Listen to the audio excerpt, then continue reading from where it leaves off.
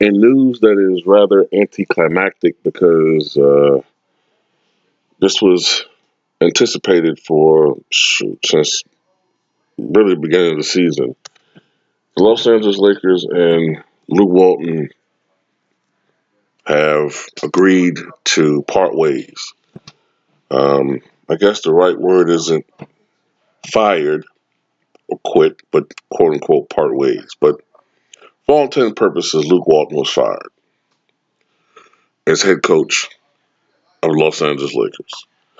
Um, to say this was a disappointing season is an understatement.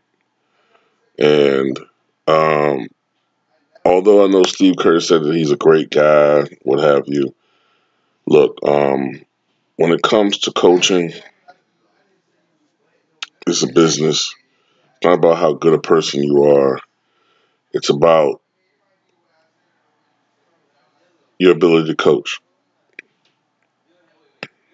And Luke Walton has not been a great coach for this team. He's not the right coach for this team. All right. And it's not all Luke Walton. Some of his management, some of his injuries, some of his LeBron. But at the end of the day, the coach is the one that should be, I guess, held. Even though this is a players' league, the coach is the one that should be held accountable. And Luke Walton is out. Now, the leading candidates from what I've read from the ESPN article are surprise, surprise, Tyronn Lue and former 76ers, I think, assistant. What is his name? Former NBA player, I think. Monty. Wait a minute. What is his damn name?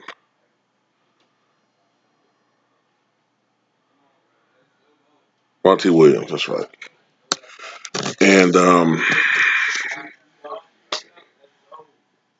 if I had to, had to be a betting man, I would think that the guy that's probably going to get the position is probably Tyronn Lue. All right. Tyronn Lue has Laker ties. He's a former Los Angeles Laker. He won a championship with LeBron James in Cleveland in 2016, and he had a very successful stint with the Cleveland Cavaliers as the head coach. You know, um, three consecutive NBA Final appearances. The first one, of course, they won. They won it all.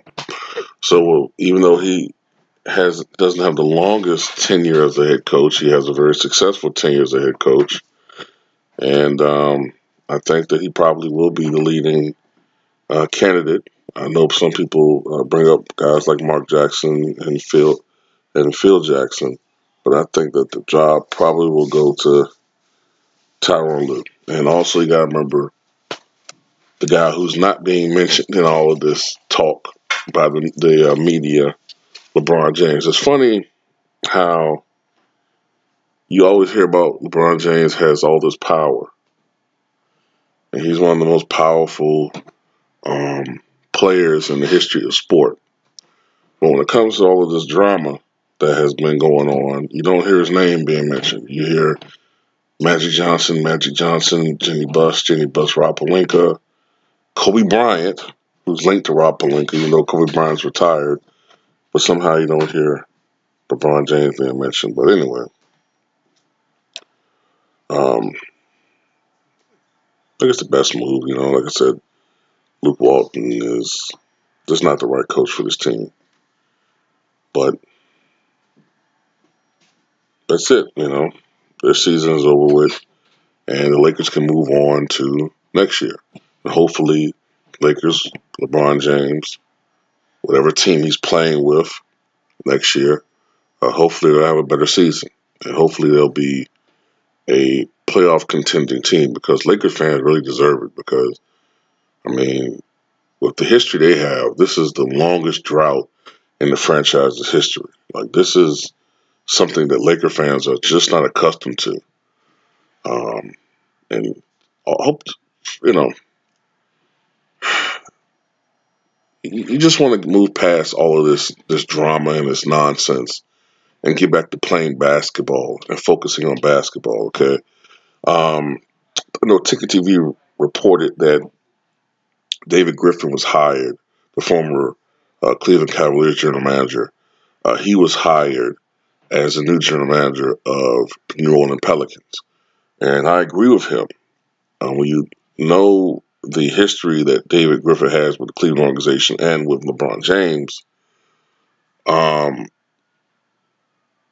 you could see how now the possibility of Anthony Davis being traded possibly to the Lakers reopens.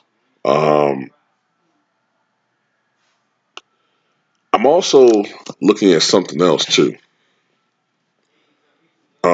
I don't think it's going to happen, but let's not forget about the outside possibility. And like I said, I don't think it's really probably going to happen, but let's not forget about the outside possibility that somehow, some way, the Lakers get the first pick in the draft. Um, the odds don't favor the Lakers. It favors a team like, the Knicks or maybe Phoenix, but it's not a guarantee that the team with the worst record is going to get the first pick. So could you imagine if somehow LeBron James did get Anthony Davis via trade as a teammate, but you give up so much for him, but then you guys get the first pick in the draft, and then you draft Zion Williamson. Shit, then you don't really actually need necessarily a big free agent signing, you know. But I think you still would have money left over because it's a trade. I think you still would have money left over for a max or a near max player. I'm just putting this scenario out there. I don't think it's going to happen, especially with the Zion Williamson thing. The Anthony Davis thing, it's a possibility. I'm not saying it's a probability, but it's a possibility. So that's interesting. But you know, it's just something to think about. But tell me what you guys think. All right.